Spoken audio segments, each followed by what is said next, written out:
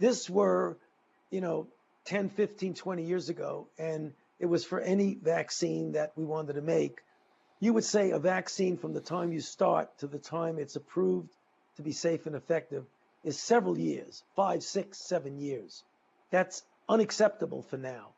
So what happened is that as soon as we got the sequence of the virus from the Chinese, we pulled it out of the public database and stuck the gene into a vaccine platform and worked on it literally within a day of when it came out. 65 days later, namely 2 days ago, we gave the first injection to a normal volunteer for a phase 1 trial to see if it's safe. That's the fastest that's ever been done. That's the good news. The challenging news is that even at that rocket speed, it's going to take a few months to show that the initial safety is okay. Then you go into a phase 2 trial, which instead of involving 45 people, which we have in the phase 1 trial, it involves hundreds, if not thousands of people.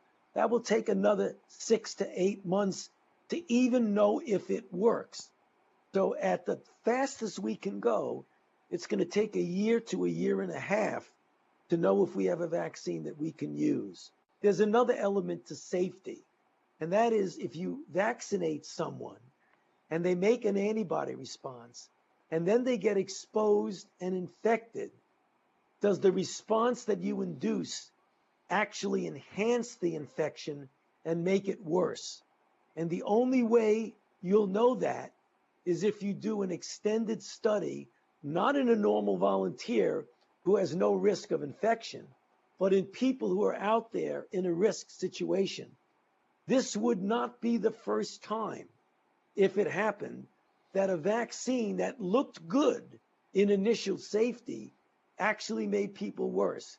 There was the history of the respiratory syncytial virus vaccine in children, which paradoxically made the children worse. One of the HIV vaccines that we tested several years ago actually made individuals more likely to get infected. So you can't just go out there and give it